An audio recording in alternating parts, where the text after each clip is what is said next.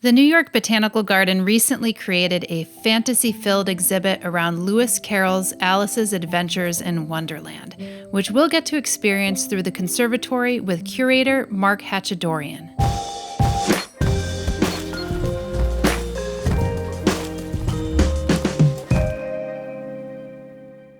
One of the things we've increased our ability to do here is communicate about plants. Here at the New York Botanical Garden, one of the ways we not only celebrate plants, but transmit a lot of information to our visitors about their importance, their biodiversity, their history, is through seasonal exhibitions. Many of our exhibitions exist at this intersection of horticulture and the humanities, in which plants have inspired everyone from artists to scientists to explore not only the botanical world through their medium, whether it be research or painting, or in this case of this year's exhibition, literature, in which Lewis Carroll's adventures and explorations through the Oxford Botanical Garden close to his home inspired him to not only create this fantastical journey of Alice's journey through Wonderland that we are all so familiar with, but allows us to build the framework to show how he was inspired by the natural world and how you can not only explore these spaces in your own Wonderland to learn about the fantastical and remarkable plants that we cultivate here at the New York Botanical Garden. I was excited for this exhibit because I wanted to see how you would interpret it here. When the theme was decided, we worked with a team here to create new exhibitions around different kinds of subjects, whether they be art or science or horticulture. When the theme of Wonderland was proposed, of course, your mind goes 100 miles an hour thinking of not only the odd and unusual plants, but how you can transform a space so that the visitor's experience not only engages with the plants, but tells the important story of how plants and the natural world inspired somebody to create something remarkable. So the timeless story of Alice's journey into Wonderland includes a number of odd and fantastical plants in which we drew from plants that we cultivated specifically for the exhibition, but also plants from our extensive botanical collections that were added to this space to tell this story of Wonderland curious nature this year at the New York Botanical Garden. Starting off in the Palm Dome, in which Lewis Carroll was inspired by the plants he interacted with at the Oxford Botanical Garden. Plants like Victoria cruziana, the light blue Nymphaea dobeniana, which was actually hybridized at the Oxford Botanical Garden, one of the first tropical water lily hybrids. So when creating an exhibition, not only is it about having beauty and interest, but also a level of authenticity in which we will research not only the history of a subject, looking at old photographs, identifying plants, and then adding them to the exhibition to keep that level high. Essentially, a museum recreation, in this case, the journey of imagination from reality into the imaginative and incredible world of Wonderland that the author created for his characters to experience. To the left in the pool here is one of our very familiar plants, but in an unfamiliar stage. Many of our visitors know about Amorphophallus titanum, the corpse flower, with its giant stinking bloom in which they queue up, all to be terrorized by that awful fragrance. But most people have not seen the plant in leaf, which I think is actually just as remarkable, if not more remarkable than the bloom itself, in which that long, tall stem with that umbrella on top is not many leaves, but a single leaf. It's the botanical equivalent of this, in which from that 70 to 100 pound tuber emerges this enormous leaf, 10 feet tall, almost 12 feet wide this year. It acts like a giant solar collector, storing up energy in that root for the plant to produce the enormous stinking bloom it's famous for.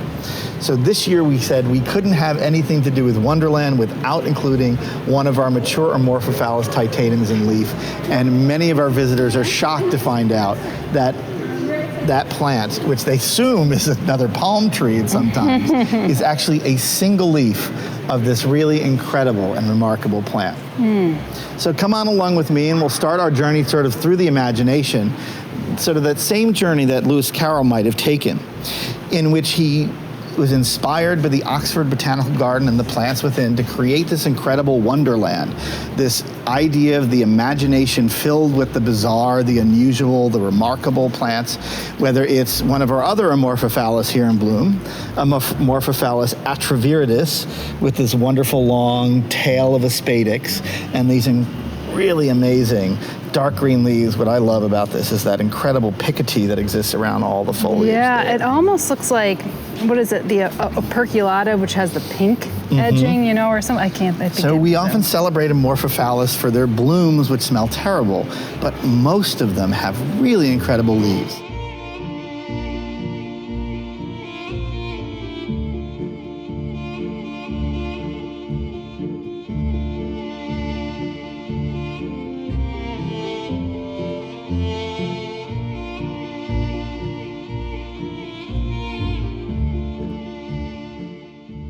Another one of our beautiful blue leaf cycads here, Macrozamia.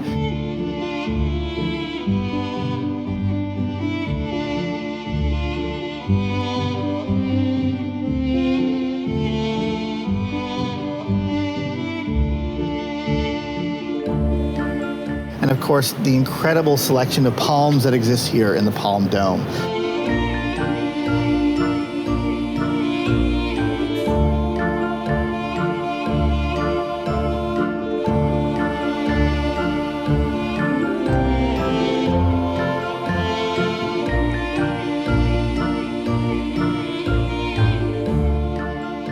Prochardias with their wonderful fan-like foliages, and probably one of our largest conservatory specimens, our specimen of Atalea oleifera, which the Palm Dome is at 100 feet tall at its peak, and this plant reaches up almost 60 feet, in which this enormous trunked palm provides kind of the towering over all the other specimens, kind of a sentinel in this space. Does it produce an oil, oleifera? The seeds are used to produce an oil, if I remember correctly.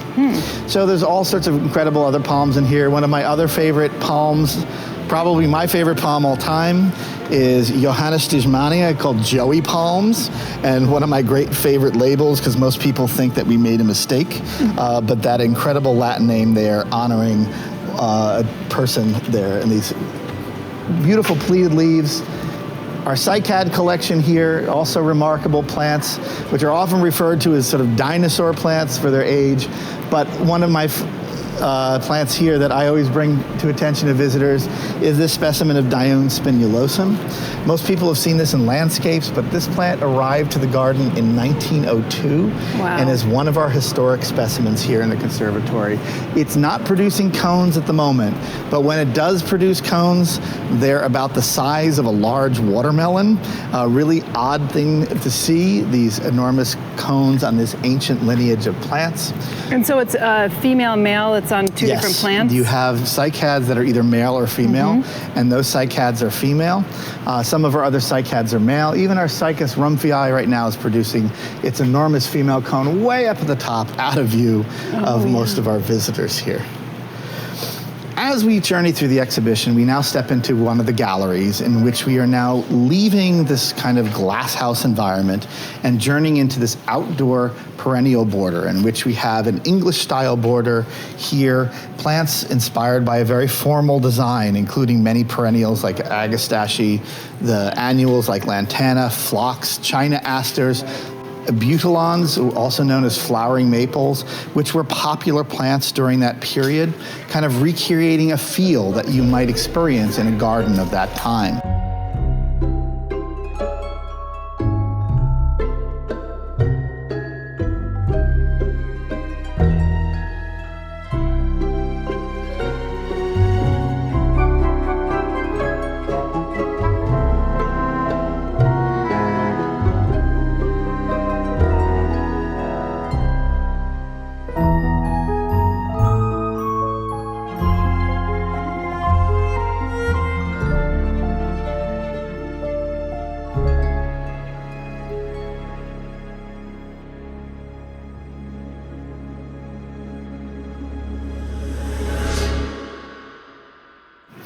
As you move through the exhibition, we have a number of botanical oddities, the biennial plants here of Echium wilfredii, the taro jewels just finishing up their last blooms, begonias added to the border, and of course the fan favorite sunflowers.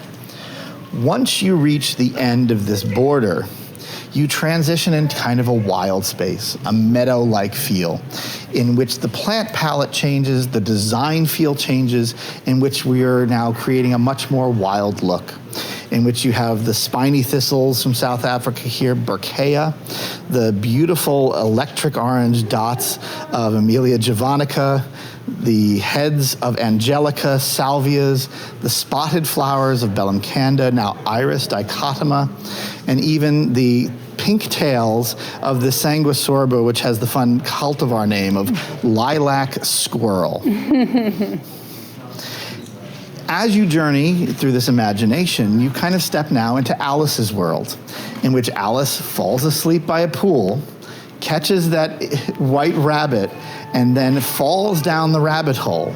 And you, like Alice, now journey through the rabbit hole, chasing that white rabbit, emerging into Wonderland on the other side.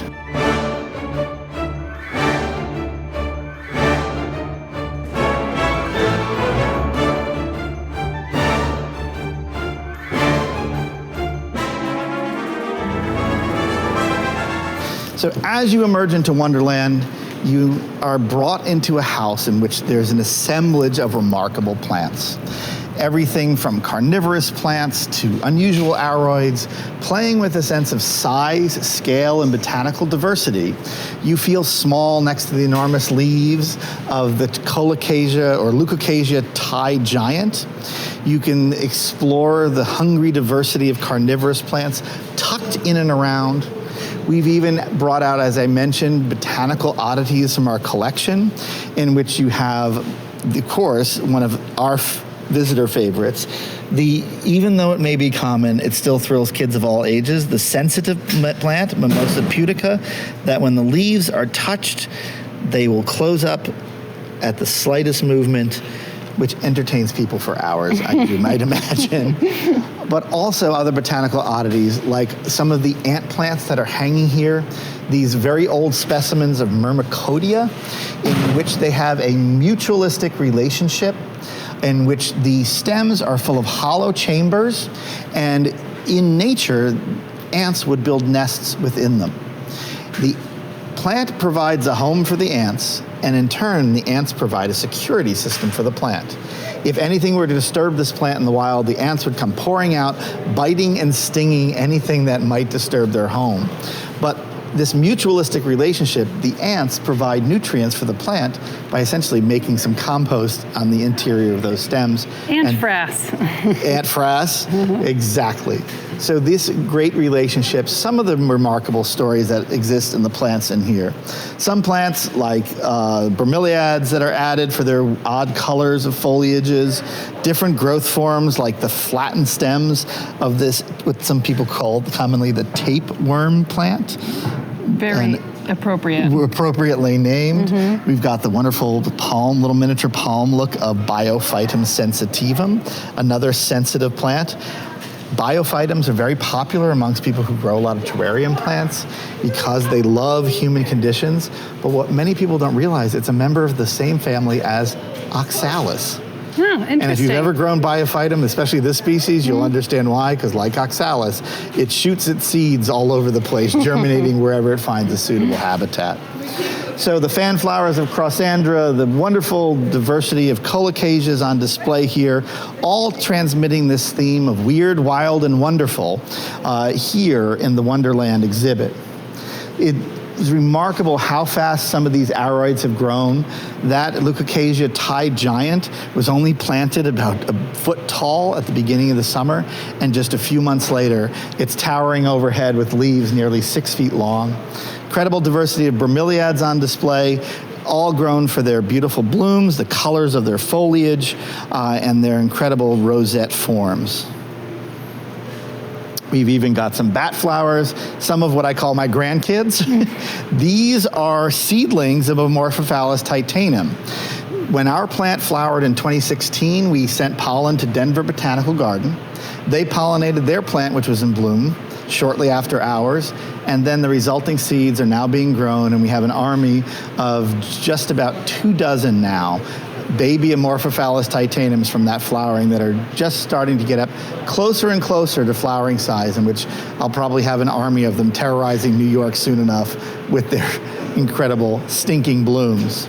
Look at this passiflora. So we often look at passion flowers being very brightly colored, but there are a number of species that have much more subtle flowers, in which you have the, of course, aptly named bat-wing passion flower, Passiflora coriacea, which has these dark blooms with that wonderful kind of gold and black corona there in the center.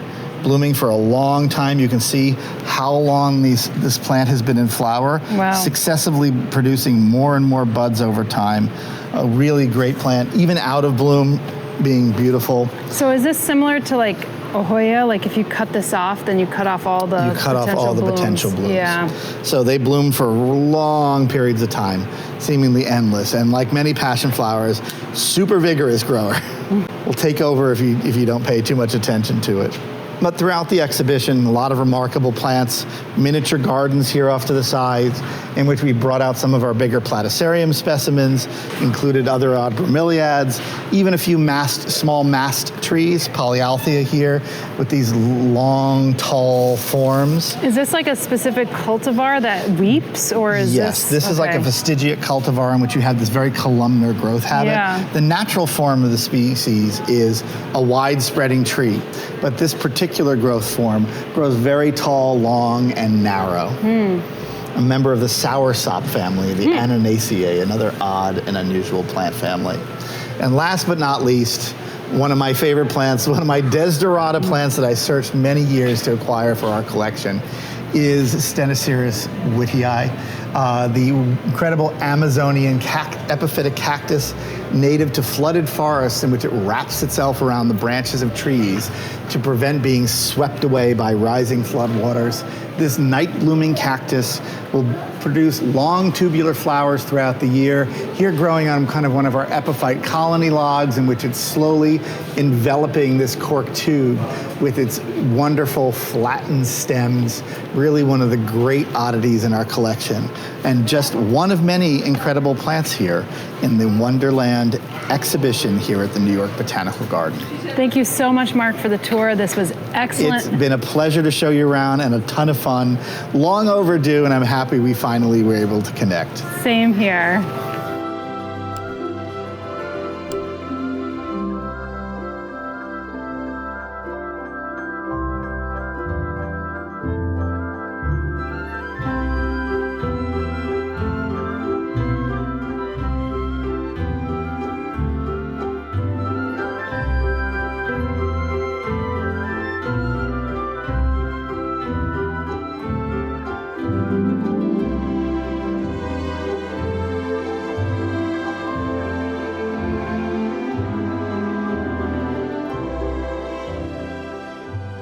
Stay tuned on Plant One On Me for more botanical tours, talks, and how-tos.